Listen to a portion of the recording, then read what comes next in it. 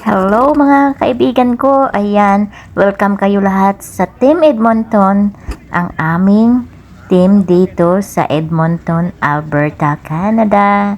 Ayan, nag-aayos na kami ng aming tent para makapagsimula kami ng aming program at matabunan ng aming mga food kasi mainit ang aming panahon ngayong araw. Nabigyan kami ng magandang panahon after few days na sobrang lakas ng hangin. Ayan, panoorin ninyo ang aming video sa ngayong araw. I-share namin kung ano ang aming kaganapan sa aming team dito sa Team Edmonton.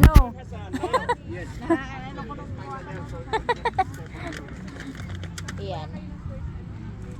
Magbibideo ako. Kasi parang ito pala ay ang aming second get together ng aming team. Mga Team Edmonton. Ayan. Mga Sharon yan. Hindi ko makakalimutan kayo, mga Sharon yan. Yan, ang dami-daming food. Lipat na dito.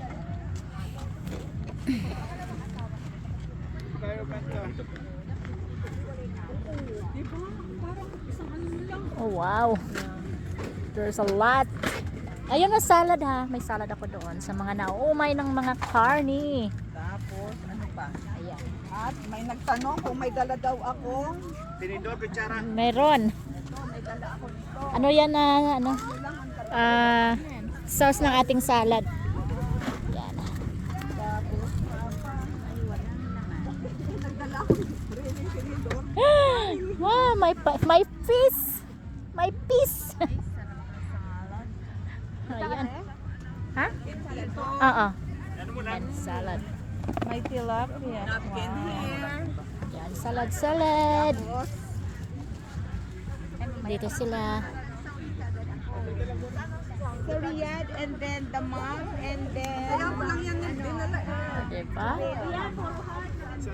tapos after no ng dasal pero Jose ikaw magpe-pray wag lang rosary ha kasi ang haba ng rosary So, nailipat na namin ang mga pagkain sa ibabaw ng lamesa kasi nagkaroon na kami ng bubong. Kasi ayaw namin mainitan yung pagkain namin. Mainit kasi ang panahon. So, kailangan may tent. Salamat kay Vernie Chu sa pagdala ng kanyang tent. Effort niya ng ating kapatid na si Vernie Chu. Ayan, ang dami-dami naming pagkain. Marami kaming mga grill na isda. Dala ni Kuya Gary, ang aming team leader. At itong bibingka. Ay, bibingka bang tawag nito? Biko. Ni Nanay at ni Tatay Jose. Ayan ang yusuba at ayan ang pinakamalakas na salad. May mga barbecue din. Ayang salad ginawa ko yan. Yung kasi para hindi maumay sa karne, vegetable salad. At hindi mawala ang ating mga prutas yan. Dala ni Mr. and Mrs. Albert Sharon Tan. Ayan. At ang mga fried chicken natin, ang dami din. Kaya madali lang ang pagproseso ng mga plano kung sama-sama tayong nagpaplano at sabay-sabay nating planuhin kung ano man ang gagawin natin sa ating mga kaganapan sa ating grupo. At salamat kay Tita Agnes sa kanyang presensya palagi at pagsuporta sa mga Team Edmonton. Kahit na hindi Team Edmonton, malakas yan sa suporta si Tita Agnes Castillo. At dala niya rin dyan ang kanyang pinakamamahal na asawa. Ayan, nandiyan dyan si Mr. and Mrs. Jeremiah Gusar. Nandyan din si Ate Mercy, si Ate Ruda, si sino pa yan dyan? Marami kami dyan. At kung yung mga mag-asawa bagong dating galing Pilipinas, 2 buwan pa lang daw sila dito. Kasama rin niya ang kanyang asawa at anak.